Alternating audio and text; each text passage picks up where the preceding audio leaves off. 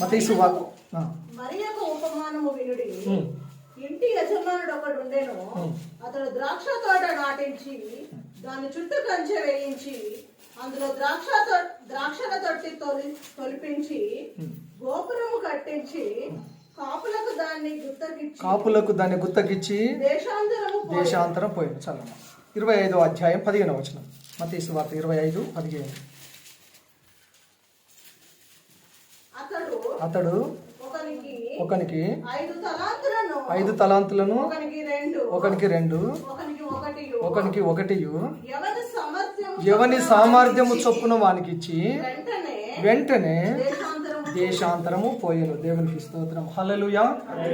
నా దేశము నా బాధ్యత చెప్తారా? నా ఊరు నా బాధ్యత, నా కుటుంబము నా బాధ్యత, నా జీవితము నా బాధ్యత. ఈ స్పృహ ఉంటే మనం తప్పిపోము, మనం పాడైపోము, మనం చెడిపోము. ఈ స్పృహ ఉండాలి. నా జీవితము, ఈ జీవితానికి నేనే బాధ్యుని, నా కుటుంబానికి నేనే బాధ్యుని. సరి చేసుకున్నా పాడు చేసుకున్నా నువ్వే బాధ్యుడు, నువ్వే బాధ్యురాలు. ఈ దేశము, దీని మీద బాధ్యత నీకుంది. ఇక్కడ దేవుని వాక్యం చెప్తుంది, యజమానుడు దేవుడు దేశాంతరం పోయాడట. ఇవ్వవలసిన ఇచ్చి ఆయన వెళ్ళిపోయాడు. ప్రభు అయిన యేసు ప్రభు మనకి లోకాన్ని ఇచ్చి, ఈ జీవితాన్ని ఇచ్చి, ఈ కుటుంబాన్ని ఇచ్చి మనల్ని క్రైస్తవ కుటుంబముగా ఆత్మీయులుగా బ్రతుకుమని మన సామర్థ్యము చొప్పున మనకు తలాంతులను, జీవితాన్ని ఇచ్చి ఆయన వెళ్ళాడు. దేవుడు నీకు ఒక కుటుంబాన్ని ఇచ్చాడు, దేవుడు నీకు ఒక జీవితాన్ని ఇచ్చాడు, దేవుడు నీకు ఒక రాష్ట్రాన్ని, దేవుడు నీకు ఒక ఊరును, నీకు ఒక దేశాన్ని దేవుడు ఇచ్చాడు. యోసేపు కూడా ఐగుప్తుని ఇచ్చాడు దేవుడు. ఆది కాండంలోని కనుక వెళ్ళగలిగితే ఆది కాండం 41:41 చూస్తాము, ఆది కాండం 45:8 చూస్తాము, ఆది కాండం 45:18 చూస్తాము. దేవుడు యోసేపుకు ఐగుప్తుని ఇచ్చాడు. ఐగుప్తు దేశం అంతటి మీద అధికారిగా యోసేపు ఉన్నాడు. అలాగే క్రైస్తవుడికి దేవుడు ఈ దేశాన్ని ఇచ్చాడు. ఈ దేశ క్షేమము మన క్షేమానికి కారణం అవుతుంది. కాబట్టి దేశం కొరకు ప్రార్థన చేయమని దేవుని వాక్యంలో మనకు సెలవిస్తా ఉంది.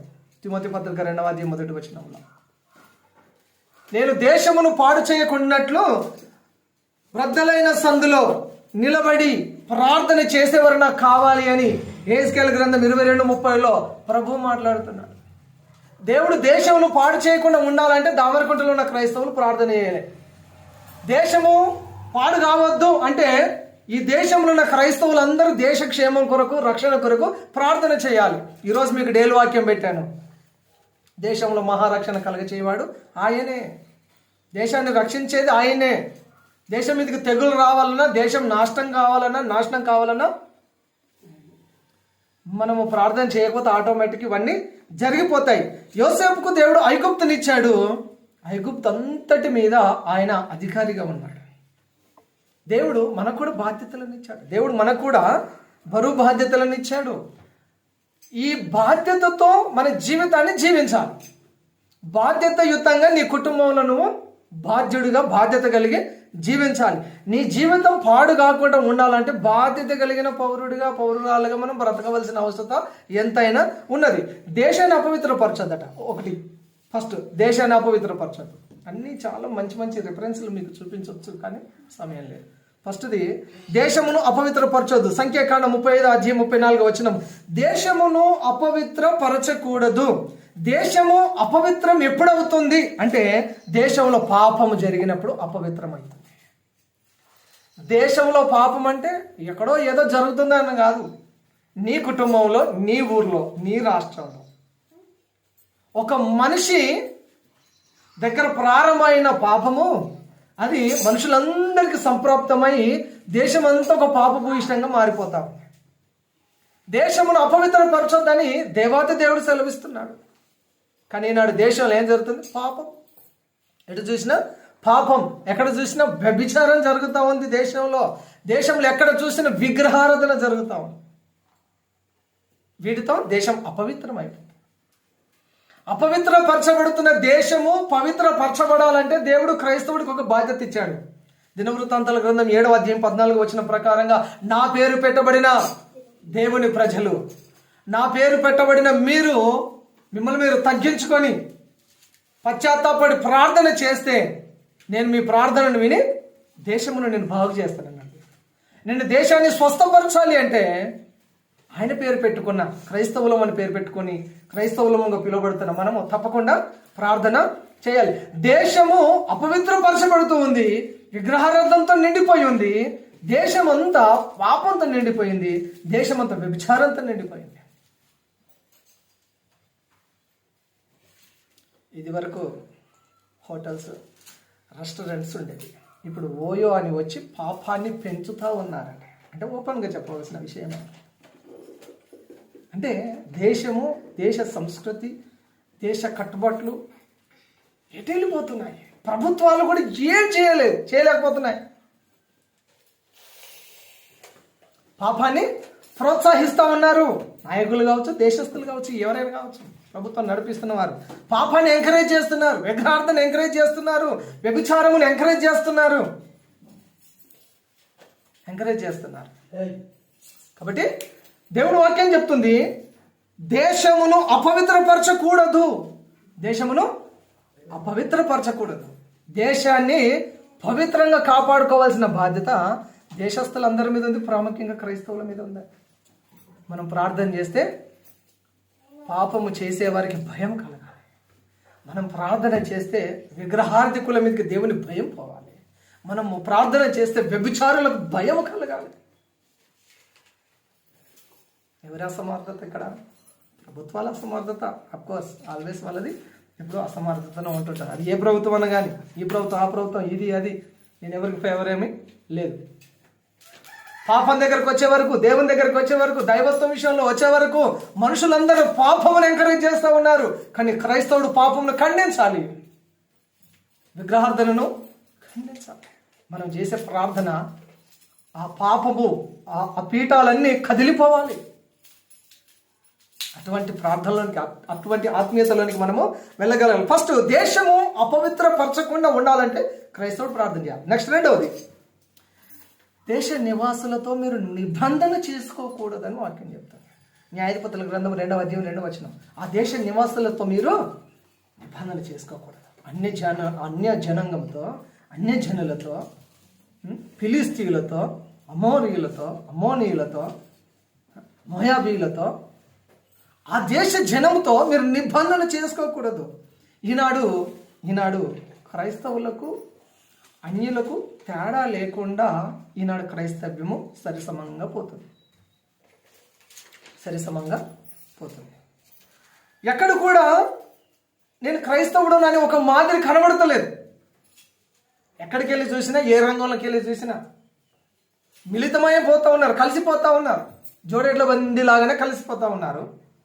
దేవుని వాక్యం చెప్తుంది, మీరు దేశ నివాసులతో నిబంధన చేసుకోకూడదు. ఏ విషయాలను నిబంధన చేసుకుంటారు?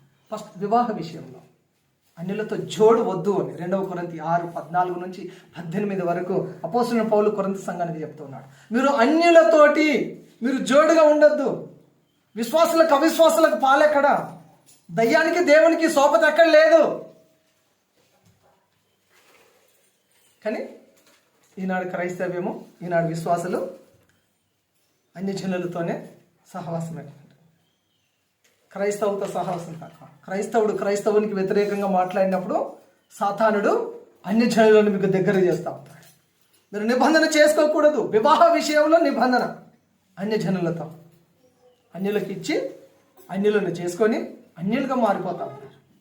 క్రైస్తవుల కొరకు వెయిట్ చేయండి. దేవుని నమ్మిన ప్రజల కొరకు వెయిట్ చేయండి, ఎదురు చూడండి. దేవుడు సహాయం చేస్తాడు వివాహ విషయంలో. నెక్స్ట్ దేవుని విషయంలో నిబంధన చేసుకుంటా ఉన్నారు. దేవునిలో ఎక్కువ ఎదగని వారు అన్యులలో కలిసిపోవడానికి ఎక్కువ ఛాన్సెస్ ఉన్నాయి. పూర్తిగా మార్పు చెందని వారు లోకంలోనికి తిరిగి వెళ్ళడానికి చాలా ఈజీగా వెళ్ళిపోగలుగుతున్నారు. దేవుళ్ళ వారిని ఆత్మీయంగా బలపరిచే లోపు సాతాను వాళ్ళను నెట్టేస్తా ఉన్నాడు. ఇక్కడే ఈ సంఘంలో వీళ్ళు బాప్తీసాలు పొందుకొని దేవుని నమ్ముకుంటామని చెప్పి వెనుదిరిగిన వారు కూడా ఎందరో ఉన్నారు. దేశ నివాసులతో మీరు నిబంధన చేసుకోకూడదు. సపరేట్గా ఉండు అని దేవుని వాక్యం చెప్తుంది. దేవునితో నిబంధన చేయాలి. మన నిబంధన ఎవరితో చేయాలి? భార్య భర్తలు, భర్తతో భార్య, భార్యతో భర్త మీరు నిబంధన చేసి ఎలా అయితే పెళ్లి ప్రమాణాలు చేసి మీరు కట్టుబడి ఉంటామని, మరణం మనల్ని ఎడబాపు వరకు నేను నిన్ను విడువను అని ఎలా అయితే నిబంధన చేస్తారో, దేవునికి మనకు కూడా అట్లాంటి ఒక నిబంధన ఉన్నది. మన నిబంధన ఎవరితో ఉంది? దేవునితో ఉన్నది. దేవునితో నిబంధనను మనం పక్కన పెట్టేసి అన్యులతోనూ దయ్యం పద్ధతుల వారితో మనము నిబంధన చేసుకోకూడదు. నువ్వు ప్రత్యేకంగా ఉండాలని దేవుని వాక్యం చెప్తుంది. నేను ప్రత్యేకంగా ఉండకపోతే ఏం జరుగుతుంది? దేవుని వాక్యం చెప్తాను, క్షామం వస్తుందట. అన్ని పరిస్థితులలో కరువు వచ్చేస్తుంది. అది డబ్బు కావచ్చు, భోజనం కావచ్చు, వస్త్రం కావచ్చు, ఇల్లు కావచ్చు, అసలు జీవితంలో కరువు ఎదుర్కొంటారు. ఆ దేశంలో 7 సంవత్సరాలు కరువు వచ్చిందట. 2వ రాజుల గ్రంథం 8వ అధ్యాయం 1వ వచనంలో చూస్తే 7 సంవత్సరాలు కరువు వచ్చింది. ఎవరితో నిబంధన చేస్తే? అన్య జనులతో నిబంధన చేయటం ద్వారా. కరువు వచ్చినప్పుడు ఇశ్రాయేలీయులు కరువులో అలమటించిపోతున్నారు. ఒక్క భోజనము, ఒక్క విత్తనము కూడా దొరకట్లేదు. కఠినమైన కరువులో ఉన్నారు. ఇశ్రాయేలు రాజు కూడా కాముగా చేతులు ముడుచుకొని కూర్చున్నాడు.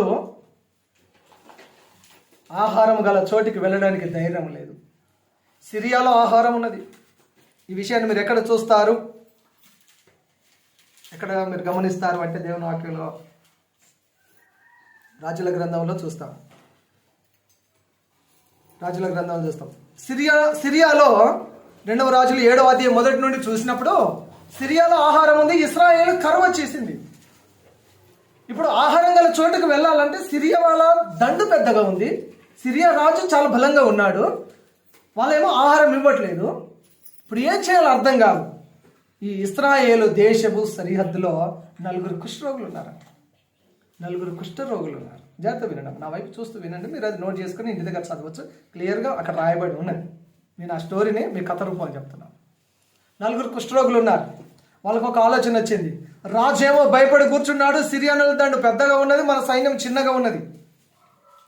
మనమేమో ఆకలితో అలమటించిపోతున్నాము, మనకు తిండి లేదు. అందరు ప్రాణ భయంతో ముందుకు ఎవరు రావట్లేదు, చచ్చిపోతామని ఈ 4 కుష్ఠరోగులు ఆలోచన చేశారు. అరే బాబు, మనము సిరియా దండుపేటలోనికి వెళ్దాం. దొరికితే మనల్ని చంపుతారు, దొరకకపోతే మనం భోజనం చేసి మనకి ఎంత దొరికితే అంత భోజనం పట్టుకొని వద్దాము. మనతో పాటు ఇంకా 4 భోజనం పెట్టగలుగుతామని 4 కుష్ఠరోగులు సిరియాలోనికి వెళ్ళారు. ఎప్పుడైతే 4 కుష్ఠరోగులు సిరియాలోనికి వెళ్ళారో, ఆ దేశంలోనికి వెళ్ళారో, ఆ దేశంలో దేవుడు ఒక మిరకల్ చేశాడు. ఏంటో మిరకల్ అంటే ఉరుముల శబ్దము, రథముల శబ్దము ఆ దేశంలో, ఆ దేశస్తులకు, ఆ రాజుకు, ఆ సైనికులకు వినబడేటట్టు చేశాడు దేవుడు. ఈ శబ్దానికి ఇశ్రాయేలీయులు బహుబలంగా మన మీదకి వస్తున్నారని చెప్పేసి అందరూ గుడారాలను విడిచిపెట్టి, ఆహారం విడిచిపెట్టి, వెండి బంగారాన్ని విడిచిపెట్టి, ఉన్న ఫలంగా దేశాన్ని విడిచిపెట్టి వెళ్ళిపోయారు. ఈ 4 కుష్ఠరోగులు వెళ్ళిపోయి ఒక గుడారంలో చొరబడి అక్కడ ఉన్న ఆహారాన్ని తృప్తిగా తిన్నారు.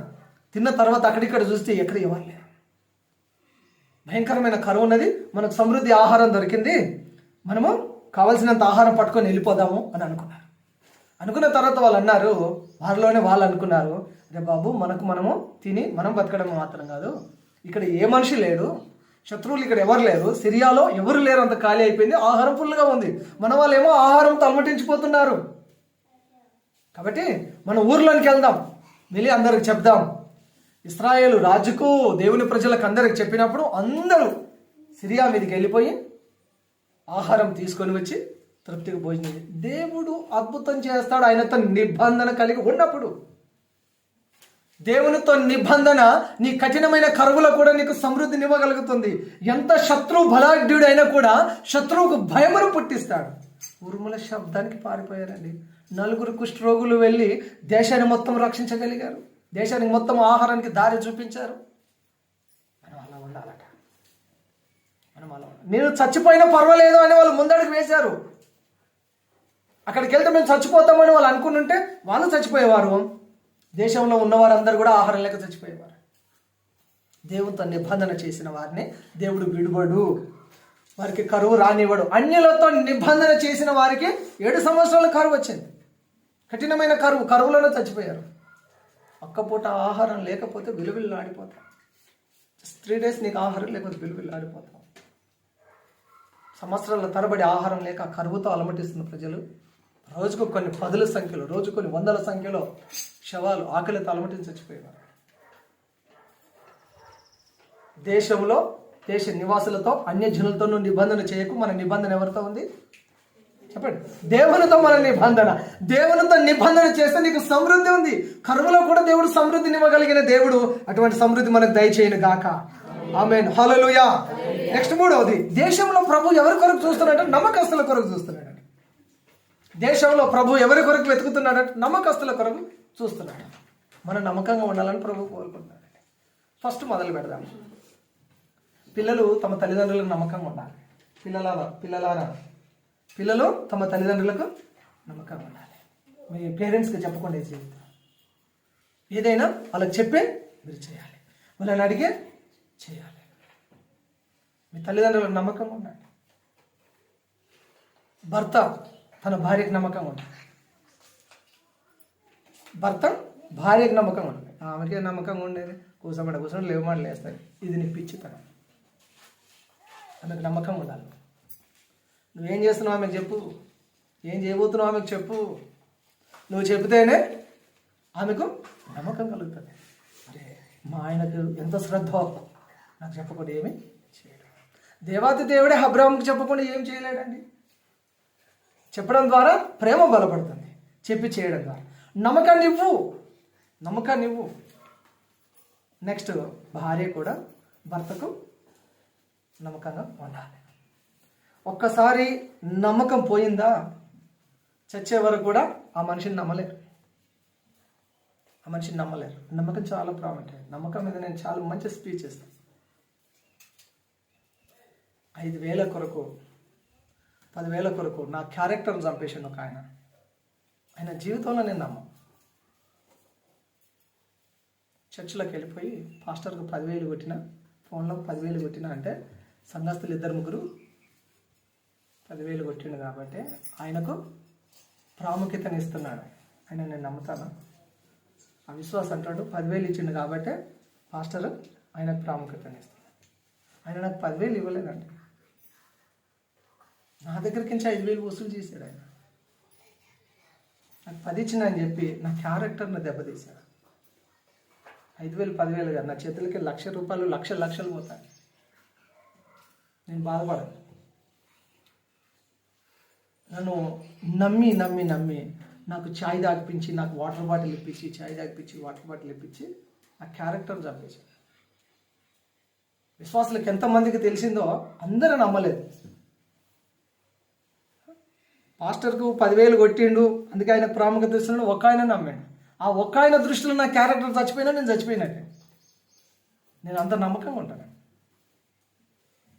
నమ్మకానికి వస్తే నేను నా పిల్లలకు నమ్మకం ఉంటాను, నేను నా భార్యకు నమ్మకం, నా సంఘానికి నమ్మకం ఉంటాను. నాకు ఏదైనా పని అప్పు చెప్తే నేను నమ్మకంగా ఉంటాను. ఇప్పుడు ఈ చర్చి కట్టిన ఆయన నాకు సపోర్టర్గా ఉన్నాను కదా, నా దగ్గర స్టాక్ డబ్బు పెట్టేవాడు. వాడతాడా వాడాడా డబ్బు విషయంలో నమ్మకత్వం తేలిపోతాడు. ఎంత డబ్బు పెట్టినా అన్ని లెక్కలు పత్రం నోట్బుక్ అంత పెట్టి ఎక్కడిదక్కడ పెట్టేవాడు. ఈ పెట్రోల్కి 500 వాడుకో డేవిడ్ అంటే నేను వాడుకోను. నమ్మకం నేను నమ్మకంగా ఉంటాను. నమ్మకంగా ఉంటేనే దేవుడు మెచ్చుకుంటాడు. మనం దేశంలో దేవుడు నమ్మకస్తులను చూస్తున్నాడు. నీ కుటుంబంలో నువ్వు నమ్మకమైన భార్యవేనా? నీ కుటుంబంలో నువ్వు నమ్మకమైన భర్తవేనా? నీ కుటుంబంలో నువ్వు నమ్మకమైన తల్లివేనా? నమ్మకమైన తండ్రివేనా? నువ్వు నమ్మకమైన సహోదరుడివేనా? నమ్మకత్వం పోయిందంటే అన్ని పోయినట్టే. నీకేమాడు ఉండయి, ఇంకేం మిగిలినవి ఉండయి. అయ్యో మరి నేను నమ్మకాన్ని పోగొట్టుకున్నాను, నేను తిరిగి కట్టుకోవాలంటే నేను ఏం చేయాలి? నువ్వు ఏం చేస్తే నమ్మకం కుదురుతుందో అది చెయ్యి. ఓకే, అర్థమైందా? నమ్మకత్వాన్ని తిరిగి కట్టుకోవడానికి నువ్వు ఏం చేస్తే తిరిగి నమ్ముతారో అది చెయ్యి. ఏం చేయాలని నన్ను అడగదు. మనం ఎవరి దగ్గర అయితే నేను నమ్మకత్వం పోగొట్టుకున్నావో వాళ్ళతో నువ్వు మాట్లాడి నిన్ను మళ్ళీ నమ్మాలంటే నువ్వు ఏం చేయాలి ప్రూవ్ చేసుకో. దేవుడు ఎవరిని కోరుతున్నాడు? సంఘంలో నమ్మకస్తులను కోరుతున్నాడు. దేవుడు కుటుంబంలో నమ్మకస్తులను కోరుతున్నాడు. నీ దగ్గర నమ్మకత్వం పోయిందంటే అన్ని పోయినట్టే. దేవుని దగ్గర నమ్మకస్తులకే చోటు ఉందంట. దేవుని దగ్గర ఎవరికి చోటు ఉంది? బల నమ్మకమైన మంచి దాసుడు అని దేవుడు అన్నాడు. ఆ పిలుపు రావాలి. నాకైనా మీకైనా నమ్మకస్తులకే దేవుని దగ్గర చోటు ఉన్నది. దేశంలో నమ్మకస్తులు కావాలి. 101వ కీర్తన 6వ వచనంలో చాలా స్పష్టంగా క్లియర్గా ఇట్లా రాయబడింది. దేశంలో నమ్మకస్తులను దేవుడు కోరుతున్నాడు. కీర్తన 101:6. దేశంలో ఎవరు కావాలంటే దేవునికి నమ్మకస్తులు కావాలి. సంఘంలో ఎవరు కావాలి దేవునికి నమ్మకస్తులు. కుటుంబంలో ఎవరు కావాలి నమ్మకస్తులు. నీ భార్యకు నువ్వు నమ్మకంగా ఉండు, నీ భర్తకు నువ్వు నమ్మకంగా ఉండు, మీ తల్లిదండ్రులకు మీరు నమ్మకంగా ఉండండి, పాస్టర్కు కూడా నమ్మకంగా ఉండండి. పాస్టర్ కూడా నమ్మకంగానే ఉండాలి. నమ్మకం పోయిన రోజు ఏది ఉంటే ఏంది, ఏది లేకపోతే నమ్మకం అంత ప్రాముఖ్యమే. నమ్మకం అంత ప్రాముఖ్యమైనది. వారంలో 2 సార్లు ఫోన్ చేస్తాం నాకు. అసలు నమ్మకం పోయిందంటే అటు నుంచి ఇక్కడ ఫోన్ వస్తే ఇటు నుంచి అక్కడ ఫోన్. పాస్టర్తో ఆటలాడతారమ్మా. పాస్టర్ను పావు చేస్తారు, పావులకు ఆడతారు, లేదా ఫుట్బాల్ చేస్తారు, ఫుట్బాల్లకు ఆడతారు. పాస్టర్ మీద ఉదయం 11 గంటల నుండి సాయంత్రం 5:30 వరకు పాస్టర్ మీదనే, కేవలం పాస్టర్ మీదనే మీటింగ్ ఏర్పాటు చేసుకొని ముగ్గురు పాస్టర్ మీద చడీలు, పాస్టర్ మీద కంప్లైంట్స్, పాస్టర్ మీద. అందులోకి ఒకరు సాయంత్రం 6 గంటల నాకు ఫోన్ చేసి పొద్దుగా నుండి మాట్లాడినాయని నాకు చెప్తా ఉన్నారు. పాస్టర్కి వ్యతిరేకంగా మాట్లాడితే పాస్టర్ ద్వారా ఒక దీవెన కూడా రాదు. కొంతమంది పాస్టర్ని తిడతారు, పాస్టర్ని తిట్టిన కూడా పాస్టర్ మళ్ళీ వెళ్తాడు. ఇప్పుడు సంఘాస్తులు ఏదైనా మిస్టేక్ చేసినా కూడా పాస్టర్ని అంటారు. ఇప్పుడు ఈ మధ్య నన్ను ఇది అనుకుంటా అట్నే అన్నారు. ఏ నేర్పుతాడు? శాపము దేశాన్ని నాశనం చేస్తుంది, మరణం వెంటాడుతుంది. కానీ దేవుని దగ్గర నుంచి వచ్చిన ఒక వాగ్దానం ఏంటో తెలుసా అండి? యెషయా గ్రంథం 9:2 వచనం, మరణం గల దేశస్తుల మీద వెలుగు వచ్చేసింది. యేసు ప్రభు ఎప్పుడైతే యేసయ్య సువార్త అయితే ఎక్కడైతే వెల్లడి అవుతుందో అక్కడ మరణ ఛాయ గల ప్రజల మీద యేసయ్య వెలుగు ప్రసరిస్తుంది. యేసయ్య వెలుగు ఎక్కడెక్కడ ప్రసరించబడుతుందో అక్కడక్కడ జీవము కలుగుతుంది. హల్లెలూయా, జీవము కలుగుతుంది. చివరిది చాలా ప్రాముఖ్యమైనది. ఫస్ట్ది దేశాన్ని అపవిత్రపరచొద్దు. నెక్స్ట్ రెండవది దేశములో ఉన్న అన్యులతో నిబంధన చేసుకోకూడదు. మూడవది దేశంలో దేవుడు నమ్మకస్తుల కొరకు చూస్తున్నాడు. నాలుగవది భూమి విషయమై శ్రద్ధ కలిగి ఉండాలి అనే విషయం. చివరిది 5వ విషయాన్ని మనం ఆలోచన చేస్తే కీర్తనలు 85:10 చదవండి. ఒకసారి చదువుతారా? అసలు మిమ్మల్ని వాక్యం చదవనిస్తలేను కదా, ఒకసారి చదవండి. కీర్తనలు 85:10. కృపా సత్యములు కలిసి కొనినవి, నీతి సమాధానములు ఒకదానికొకటి ముద్దు పెట్టుకొనినవి. భూమిలో నుండి సత్యము మొలుచును, ఆకాశంలో నుండి నీతి పారదూచును. యెహోవా ఉత్తమమైన దానిని అనుగ్రహించును, మన భూమి దాన్ని ఫలమునిచ్చును. నీతి ఆయనకు ముందు నడుచును, ఆయన అడుగు జాడలలో అది నడుచును. ఓకే, దేవునికి స్తోత్రం. హల్లెలూయా. దేశంలో మహిమ ఉండాలి. ఇది చివరిది. ఇక్కడ కొన్ని విషయాలు నేర్చుకుందాము. దేశంలో దేవుని మహిమ నివసించాలి అంటే ఏం చేయాలి? ఫస్ట్ పశ్చాత్తాపం. దేశ ప్రజలకు పశ్చాత్తాపం రావాలి. ఒక మనిషికి పశ్చాత్తాపం వస్తేనే దేవుని మహిమ వస్తుంది.